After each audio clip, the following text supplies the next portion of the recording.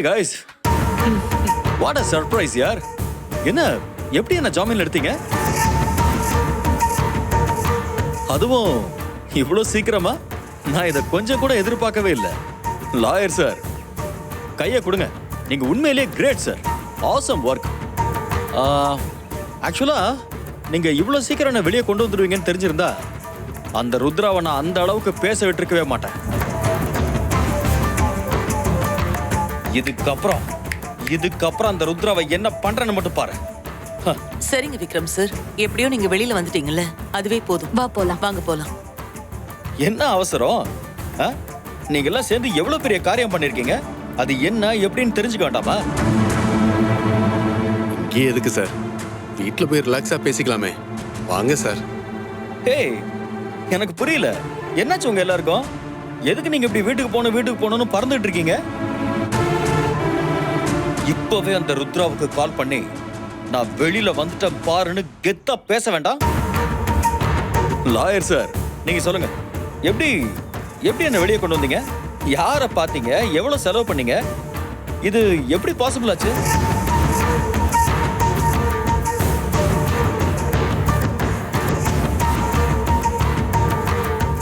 அந்த ருத்ரா அன்னைக்கு என்னவோ ஜாமீனே கிடைக்காது அது இதுன்னு வீரவசனம் எல்லாம் பேசினா, இப்போ பாத்தீங்கல்ல, பாசிபிள் இல்லாத விஷயத்த கூட இந்த விக்ரம் மனசு வச்சா கண்டிப்பா பாசிபிள் ஆகும். ஐயோ, இவர் வேற பயங்கர ஹைப்ல இருக்காரு. நடந்தது என்னன்னு தெரிஞ்சா என்ன ஆகுமோ தெரியலையே.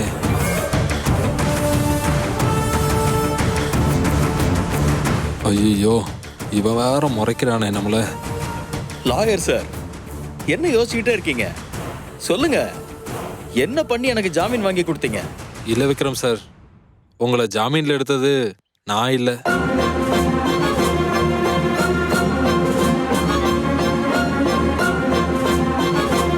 நீங்க இல்லையா? ஓ, அப்பாவோட வேலையா? அங்க இருந்துகிட்டே என்ன ஜாமீன்ல வெளியே எடுத்துட்டாரா? சாருக்கிட்ட இந்த விஷயத்த நாங்க இன்ஃபார்ம் பண்ணவே இல்லை சார். அவருக்கு நீங்க ஜெயிலுக்கு போனதே தெரியாது சார்.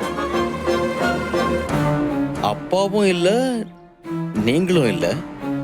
வேற யாரு எனக்கு ஜாமீன் வாங்கி கொடுத்தது?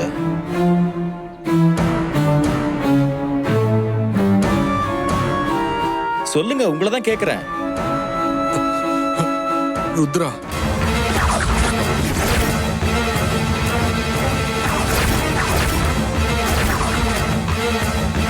ஆமா விக்ரம் சார், கொஞ்ச நேரத்துக்கு முன்னாடி தான் எங்களுக்கு இன்ஃபர்மேஷனே வந்துச்சு. அவதான் என்ன இந்த கேஸ்ல சிக்க வச்சு உள்ள அனுப்புனா. இப்போ அவளே எதுக்கு என்ன வெளியே அனுப்பணும்? அது தெரியாம தான் சார் நாங்க குழம்பி போயிருக்கோம்.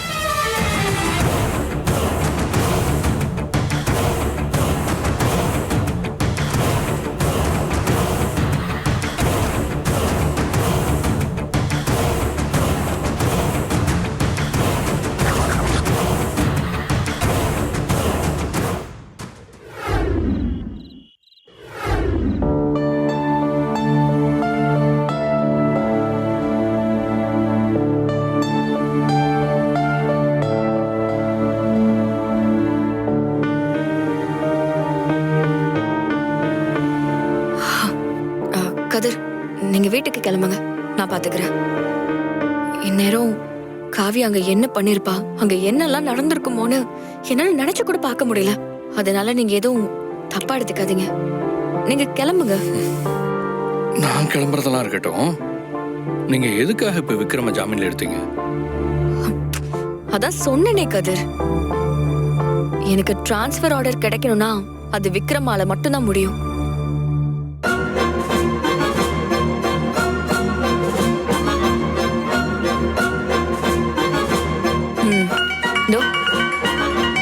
விக்ரம் தான் கூப்பிடுறான். ஹலோ, விக்ரம் பேசுறேன். சொல்லு விக்ரம். ஜெயில இருந்து வந்துட்டு போல இருக்கு. எப்படி இருந்துச்சு ஜெயில்?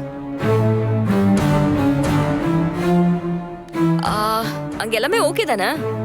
சாப்பாடு எல்லாம் நேரத்துக்கு கிடைச்சுதா? நக்கலா? எதுக்கு என்ன ஜாமீன்ல எடுத்த? அது ஒண்ணும் இல்ல விக்ரம்.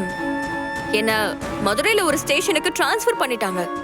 நானும் இங்க வந்துட்டேனா அதனாலதான் போனா போகுதுன்னு என்னால பாதிக்கப்பட்டவங்களுக்கு எல்லாம் கடைசியா ஒரு தடவை மன்னிச்சு விட்டுறலான்னு நினைச்சு உன்னை ஜாமீன்ல வெளியெடுத்தேன்.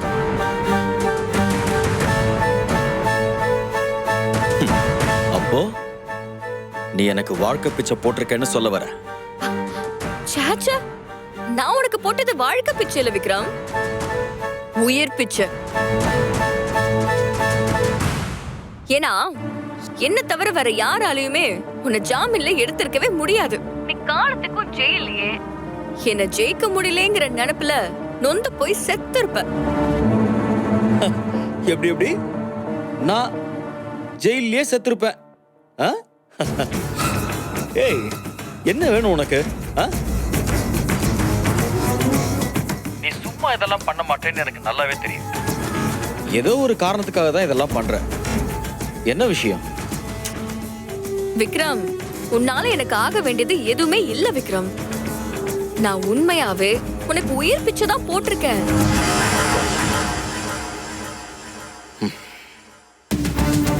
வேண்டாம் ருத்ரா, திரும்ப திரும்ப அந்த வார்த்தையை சொல்லி என் கோபத்தை கிளறாத. என்ன பத்தி உனக்கு தெரியாது. விக்ரம், இத நீ வேற யார்கிட்ட சொன்னாலும் பரவாயில்ல, ஆனா என்கிட்ட சொல்ற பத்தியா? எனக்கு உன்னை பத்தி தெரியாதா என்ன? இப்போ இதுக்கப்புறம் நீ என்ன பண்ணுவ தெரியுமா? உன்னோட இஷ்டத்துக்கு அந்த பிசினஸ் பண்றேங்கிற பேர்ல அந்த ஊரையே சுடுகாடாக்குவ. ஏன்னா இப்பதான் உன்னை கேக்குறதுக்கு அங்க ஆளே இல்லையே. நான் அங்க இருந்தனா உன்னால எதுவுமே பண்ண முடியாது. இனிமே நான் அங்க வரப்போறதும் இல்ல. சோ இனிமே அங்க எல்லாமே உன்னோட ராஜ்யம் தான். தொலைச்சு போ. இதுக்கப்புறமா நான் உன்னை கண்டுக்கவே போறதில்ல. உன் பேச்சே சரியில்லையே ருத்ரா. உன் மனசாட்சியை தொட்டு சொல்லு. நீ என்னை எதிர்த்து நின்னா என்னால உன்னை எதுவுமே பண்ண முடியாது. கண்டிப்பா பண்ண முடியாது விக்ரம். அதனால தானே ஜெயிலுக்கு போயிட்டு வந்திருக்க. அதுவும் நானே உன்னை ஜெயிலுக்கு அனுப்பி இப்ப நானே தான் உன்னை வெளியவும் எடுத்திருக்கேன். எனக்கு இப்ப நீ ஒரு விளையாட்டு பொம்மை மாதிரி விக்ரம். அதான் இனிமே உன்னை அடிக்கிறது போர்னு விட்டுட்டேன். ஏய், ஏதோ ஒரு தடவை என்னை ஏமாத்திட்டேங்கிறதுக்காக பெருசா ஜெயிச்சிட்டேன்னு நினைக்காத ருத்ரா. உனக்கும் எனக்கும் நடுவுல நடக்கிறது கேம். It's a game. இன்னும் முடியல, முடியவும் முடியாது. தெரிஞ்சோ தெரியாமலோ நீயே என்ன வெளியில கூட்டிட்டு வந்து பெரிய தப்பு பண்ணிட்ட. எப்பவும் மாதிரி இல்ல ருத்ரா. இதுக்கப்புறம் நான் ஆட போற ஆட்டத்தை மட்டும் பாரு. என்ன விக்ரம், நான் மதுரையில இருக்கேன், நீ சென்னையில இருக்க. அதனால என்ன வேணாலும் பேசலாம்னு பேசிக்கிட்டு இருக்கியா? நீ பேசுறதால கோவப்பட்டு நான் திரும்ப சென்னைக்கு டிரான்ஸ்ஃபர்லாம் வாங்கிட்டு வர முடியாதுல்ல. அந்த தைரியத்துல தானே பேசுற. பேச பேச. இல்ல, எனக்கு புரியல. நீ இங்க இருந்தா மட்டும் என்ன பண்ணிடுவ? என்ன ஈஸியா என்ன தொற்றுவியா? இல்ல நான் தான் உன்னை சும்மா விட்டுருவேனா? அதை இப்ப நாங்க இல்லையே விக்ரம். எதுக்கு தேவையில்லாம பேசிக்கிட்டு இருக்க? விடு. அதான் உன் பிரச்சனை. ஆ? நீ என்ன விடுறது? நான் உன்னை விட்டாதானே? இங்க பார், நான் இப்பவே போய் உன்னை திரும்ப சென்னைக்கே டிரான்ஸ்பர் பண்ண வைக்கிறேன்.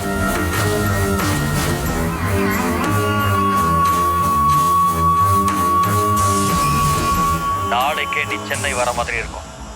அதுக்கப்புறம் நாம பாத்துக்கலாம். என்கிட்ட ஆடுற? அவ்வளவுதான், மேட்டர் சால்வ். நான் சொன்ன மாதிரியே நடந்துச்சா? எப்படி ருத்ரா? இதெல்லாம் சாதாரணமான விஷயம் கதிர். சரி, நீங்க கிளம்புங்க. எப்படியும் எனக்கு இன்னைக்கு டிரான்ஸ்ஃபர் ஆர்டர் வந்துரும். நான் மஞ்சுளாவை கூட்டிட்டு கிளம்பிடுறேன். நீங்களும் கிளம்புங்க. மதுரைக்கு போய் லக்கேஜ் எல்லாம் எடுத்துட்டு அதுக்கப்புறமா நாங்க எல்லாருமே சேர்ந்து சென்னைக்கு வந்துடுறோம். சரி, நான் கிளம்புறேன். நீங்க பார்த்து வாங்க. சரி.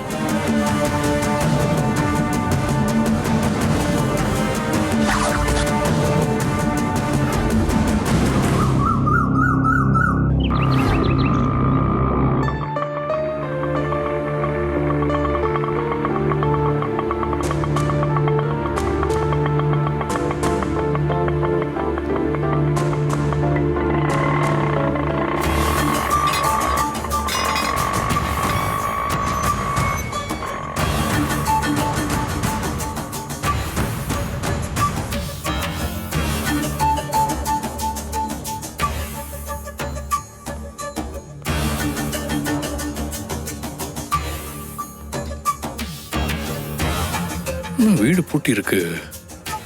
காலையில எல்லாரும் எங்க போயிட்டாங்க?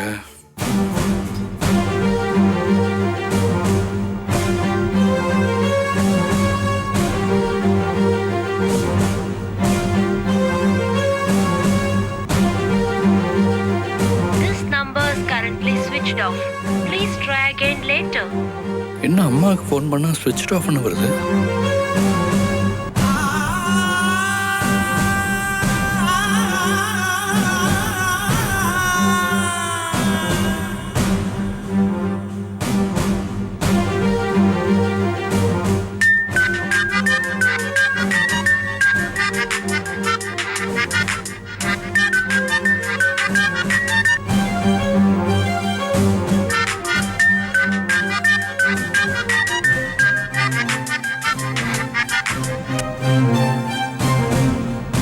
காவியாவும் ஃபோன் எடுக்க மாட்டேங்கிறா. இவ என்ன என் மேல கோவமா இருப்பா? மாமாக்கு ஃபோன் பண்ணி பார்க்கலாம்.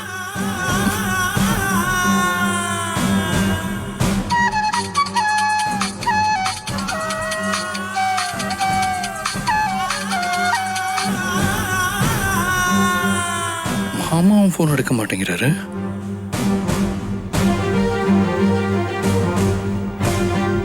அத்தை நம்பருக்கு டயல் பண்ணி பார்ப்போம்.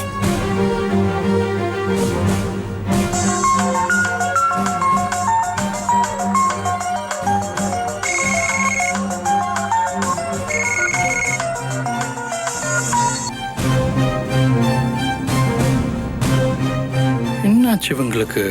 காலையிலே வீட்டை பூட்டிட்டு எங்கேயோ போயிருக்காங்க, ஃபோன் பண்ணாலும் எடுக்க மாட்டேறாங்க. என்கிட்ட எதுவும் இன்ஃபார்மும் பண்ணல.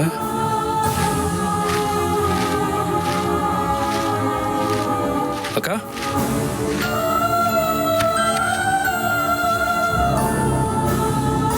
என்னங்க ஐயா?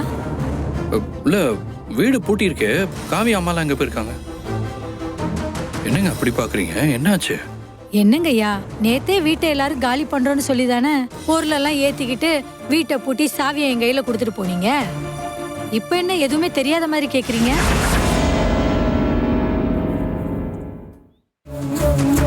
வீட்டை காலி பண்ணிட்டு போயிட்டாங்களா? எத்தனை மணிக்குக்கா? நேத்து சாயங்காலம் ஒரு 6 மணி இருக்கும். அப்பதான் எல்லாரும் போனாங்க.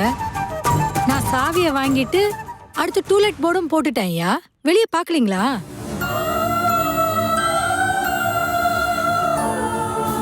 ஏங்க ஐயா, உங்ககிட்ட சொல்லலையா? அது நேற்று என் ஃபோன் சார்ஜ் இல்லாமல் ஸ்விட்ச் ஆஃப் ஆயிடுச்சு. அதனால தான் அவங்களால சொல்ல முடியாமல் போயிருக்கோம். நான் அவங்கள்ட்ட ஃபோன் பண்ணி கேட்டுக்கிறேன். சரிங்க. நீங்கள் வேலையை பாருங்க.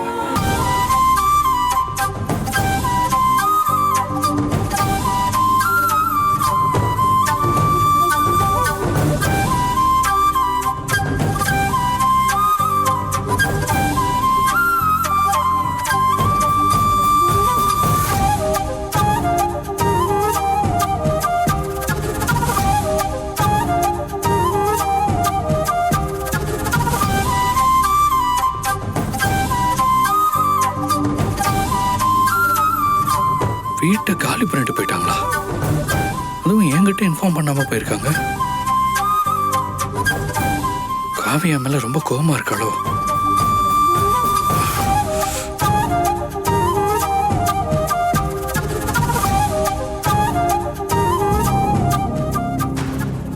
This number is currently switched off. Please try again later.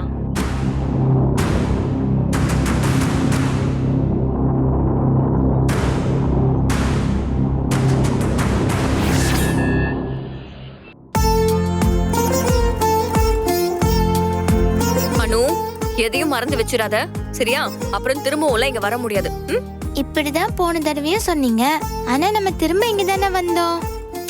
இல்ல அனு, இந்த தடவை கண்டிப்பா நம்ம திரும்ப இங்க வர மாட்டோம், சரியா? நீ எதையுமே மறந்து வச்சிடாத. சரிம்மா. குடு. இந்தம்மா ட்ரெஸ். சுகுணா, உன்னோட திங்ஸ் எல்லாம் எடுத்து வச்சாச்சா? எல்லாம் வேலு பேக் பண்ணிட்டாரு மேடம். வேலு மேடம், இந்த சூட் கேஸ் எல்லாம் எடுத்துட்டு போய் ஹால்ல வச்சிடு. மேடம், நீங்க சொல்றீங்கன்னு திரும்பவும் எல்லாத்தையும் பேக் பண்ணி வச்சாச்சு. கடைசி நேரத்துல ஏதாவது சொதப்பிட போகுது. அப்புறம் நான் திரும்பலாம் எல்லாத்தையும் எடுத்து வைக்க மாட்டேன், பாத்துக்கங்க. அப்படிலாம் எதுவும் சொதப்பாது வேலு. எனக்கு விக்ரம பத்தி நல்லா தெரியும். அவன்கிட்ட எப்போ எப்படி பேசினா அவன் என்ன ரியாக்ட் பண்ணுவான்னு நான் நல்லா அப்சர்வ் பண்ணி வச்சிருக்கேன். இந்த தடவை என் கால்குலேஷன் கண்டிப்பா மிஸ் ஆகாது. நான் பேசின பேச்சுல விக்ரம் இந்நேரத்துக்கு டிரான்ஸ்ஃபர் ஆர்டரே ரெடி பண்ணிருப்பான். நீ நம்பிக்கையா எடுத்து வை. மேடம், ஒருவேளை நாம நினைக்கிற மாதிரி அவங்க உங்களை டிரான்ஸ்ஃபர் பண்ணலனா? டிரான்ஸ்ஃபர் பண்ணலனா என்ன? உன்னை மறுபடியும் ராகுல் கடத்திட்டு போவான். நான் உன்னை காப்பாத்துறதுக்காக எங்கேயோ அங்கேயோ அலையணும். ஐயோ, எனக்கு தெரிஞ்சு அவனுக்கு இருக்கிற கோபத்துக்கு இந்த தடவை உன்னை ரொம்ப நேரம்லாம் உயிரோட விட்டு வச்சிருக்க மாட்டான். சீக்கிரமே. மேடம் மேடம் மேடம் மேடம் வேணாம் மேடம், வேணாம். இன்னொரு தடவை அந்த நரகத்தை அனுபவிக்கிறதுக்கு நான் தயாரா இல்ல. இப்போ உங்களுக்கு என்ன, இந்த லக்கேஜ் எல்லாம் எடுத்துட்டு போய் வைக்கணும், அவ்வளவுதானே மேடம்? ஒரு தடவை இல்ல மேடம், இன்னும் 100 தடவை இதெல்லாம் எடுத்து வச்சுட்டு மறுபடியும் பேக் பண்ண சொன்னாலும் நான் பேக் பண்ணி தரேன் மேடம். போதுமா? சரி, இதை எடுத்துட்டு போ. கொடுங்க.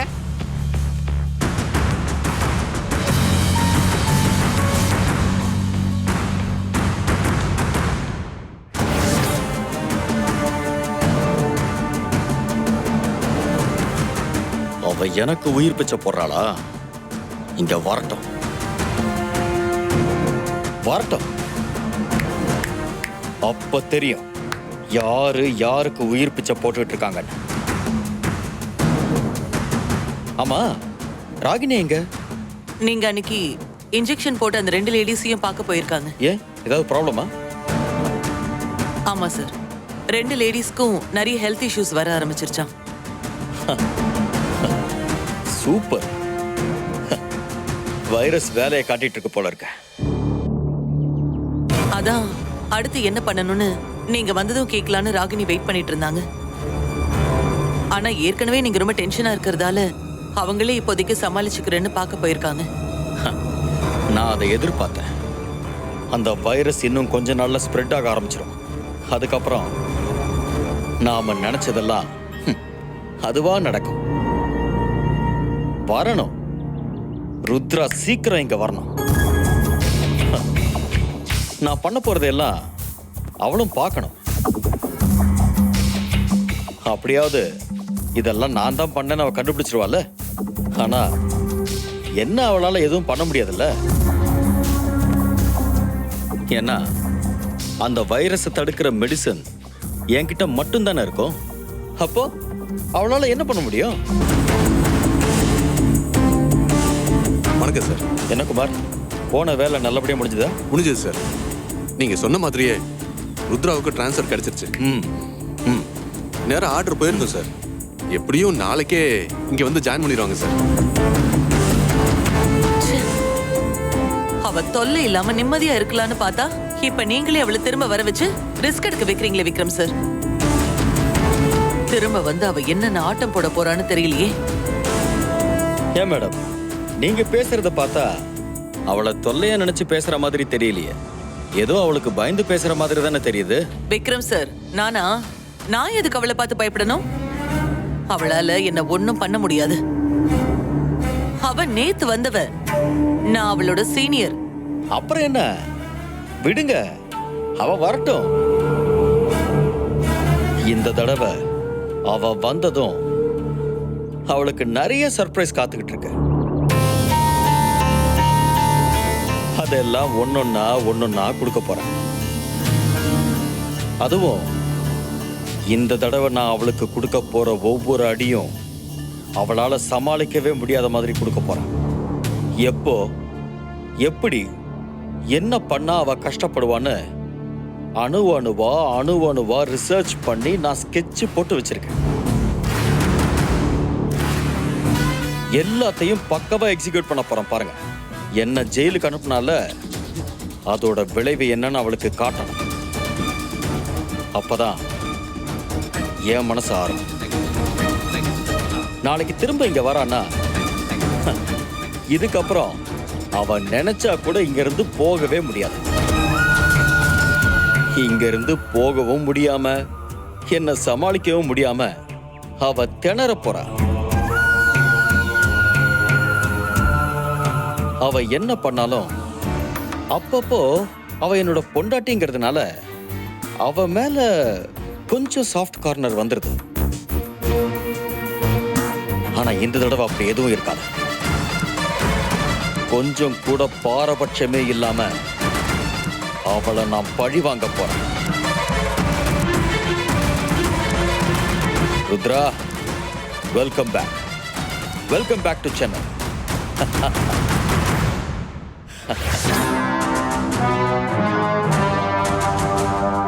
சார் என்ன சார் சொல்றீங்க? ருத்ரா மேடம் திரும்பவும் நம்ம ஸ்டேஷனுக்கு வர போறாங்களா?